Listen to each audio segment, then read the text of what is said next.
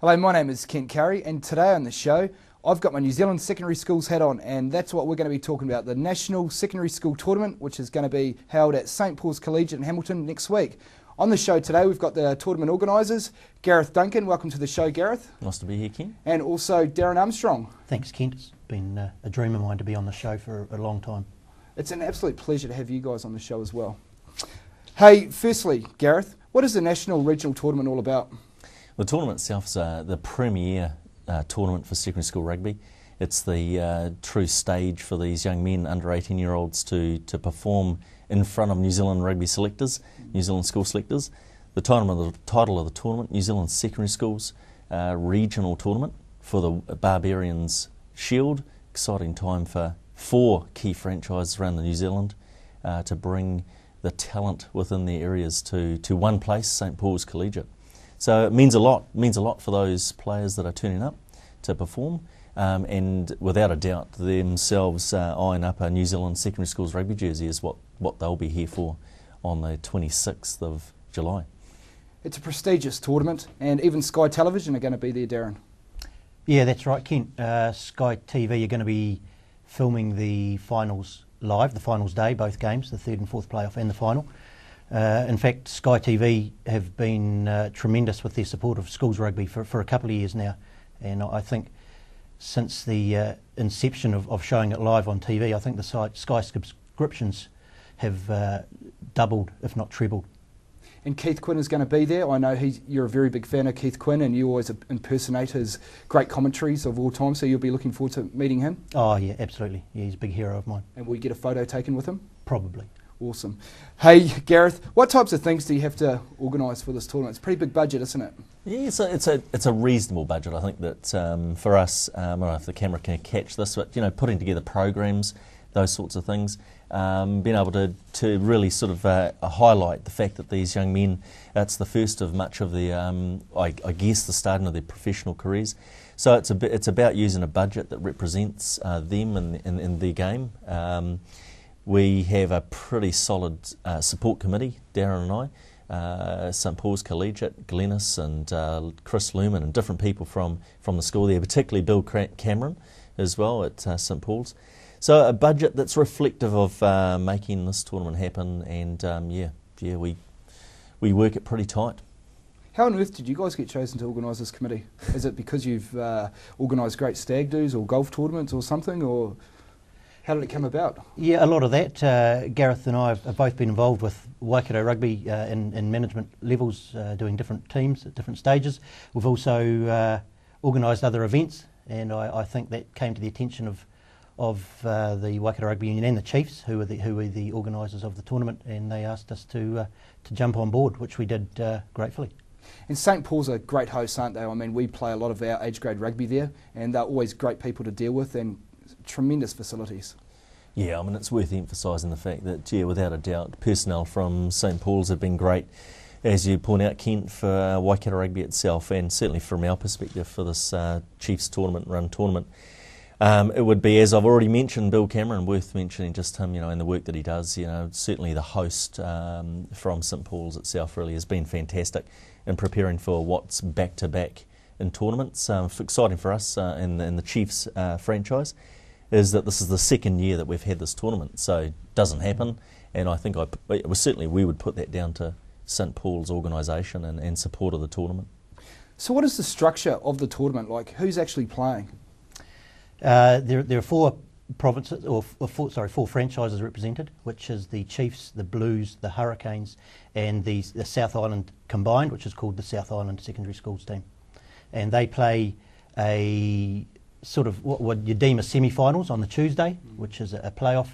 The losers of those 2 games play for a third and fourth playoff on the Thursday, and the winners of the Tuesday games contest the final.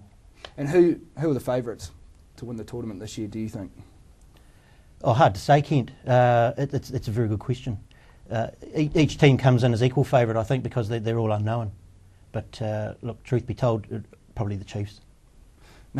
That's good. I'm glad you said that, actually, because I've been a big contributor to actually picking that team, so I hope you're right, actually. So, hey, look, it's not just about the games of rugby though, isn't it? There's a big tournament dinner on the Wednesday as well where you have guest speakers and you try and encapsulate what secondary school rugby is all about, and it's a celebration of our best secondary school boy talent as well. Can you tell us a bit more about that dinner, Gareth?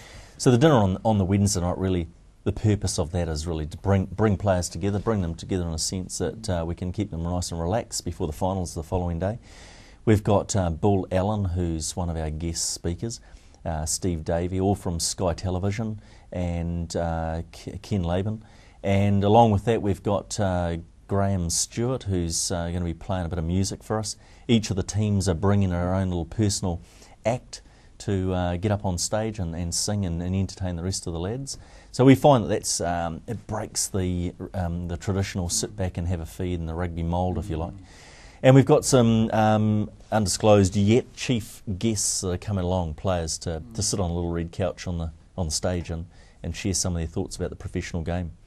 And pretty much that's about the dinner. It's usually about an hour and a half, and we get a chance to have New Zealand Barbarian, Mr. John Mills, who presents ties to the captains, and a good chance, really, this is the last year of this tournament, so a good chance for him to send this off with his little Barbarian ties and as he gives to the captains. Yeah, it's a great night. I think a good aspect of that dinner, Kent, is that the players, they sit with their peers, they sit in with all the locks sit together, all the props sit together from all the different teams. Yes. So you're not segregated teams.